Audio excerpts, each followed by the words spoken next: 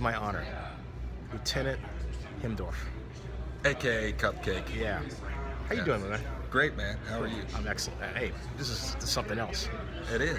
First of all, I want to get something out of the way. How did you get cast for the role of Lieutenant Hendorff? Going back to Star Trek, your first Star Trek, J.J. Abrams.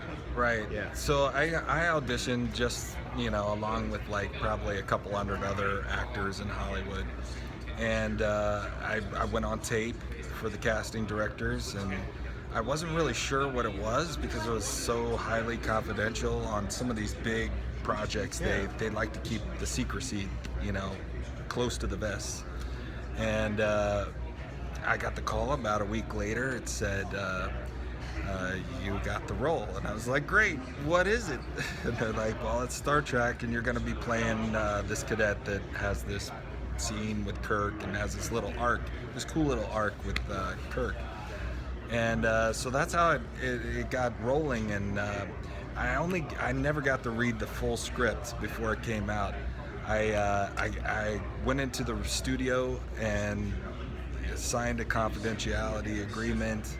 I had a security guard standing over my shoulder while I read just my scenes. Only my scenes. So Are you pointing a phaser at you? Yeah, exactly. It's like, just move.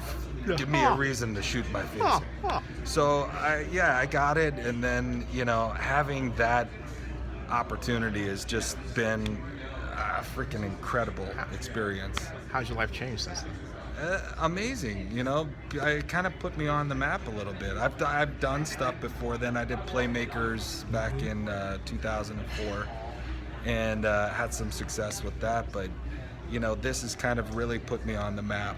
And unfortunately, a lot of people won't be able to see me and beyond because all of my scenes got cut out, which I just found out at the premiere the other night. To which we lobby for the director's cut right now, okay? But not the death sequence. No. Not the death sequence. All the other stuff is fine. But I talked to J.J. Abrams and Justin Lin afterwards and said, hey, what happened?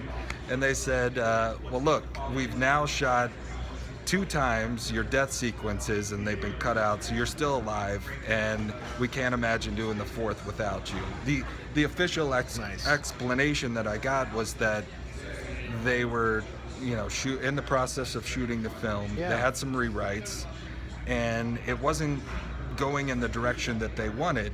And once they did those rewrites, all my scenes didn't really fit into the story that they were trying to tell. So I ended up on the cutting room floor, but such is show business. I gotta break this to you because you're not in the internet SEO business. I am, because I always search and see what your profile is. Yeah. This man is the focus of one of the most famous engagements in J.J. Abrams' Star Trek history, and that is, do you want us to get us into war, Lieutenant?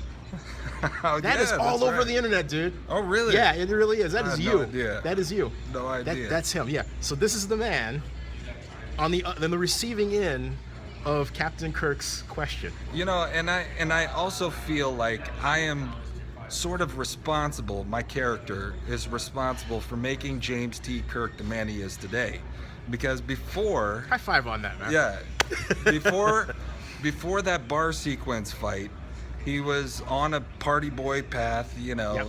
and he was drunk hitting on Uhura, and I put him in his place and beat the crap out of him, and he beat the crap out of us. But how many takes that was a cool fight scene. It was a cool fight scene. Yeah. They kind of wanted to capture the feel of like a real old school Western John Wayne style fight. Mm-hmm. And it was quite involved. We had 2 stunt guys go to the hospital during that. Chris Pine accidentally broke one of the guy's nose in rehearsal, and my stunt guy, who got kicked over a table, cut his head open. I gave him a good little pat, said, thanks for taking one for the team there, pal. But it was a rough and tumble fight. And after that, I think arguably the greatest fight scene in sci-fi history. Oh, thank you. Yeah, seriously, I mean that. Yeah. But after that, Kirk has the come to Jesus meeting with Pike, and ends up becoming a member of Starfleet, and I was there when Kirk became captain. I'm on the bridge when that was a cool moment. And you arrested him. I did arrest him. Yeah. I arrested him. To which and you said, "Come with me, Cupcake." Yeah. this is great stuff. I mean, And I this is ended like, up yeah. becoming Cupcake forever. Yeah. Interestingly, when we were shooting that scene and the "Come with Me, Cupcake" scene, we were trying to think of. Actually, Kirk calls me Cupcake in the first Yeah. thing, and we were trying to come up with what insult Kirk could give to me. And we were saying things like moonbeam, stardust, and JJ just said, "Well, why don't we do an old school insult like Cupcake?" And they both started dying laughing. And then somewhere in the back of my mind was thinking, "Oh my gosh, I hope that this doesn't like stick with me," but it has, and I've learned to embrace it. And in fact, you can follow me on Twitter. My Twitter handle is, brace for it, @StarTrekCupcake.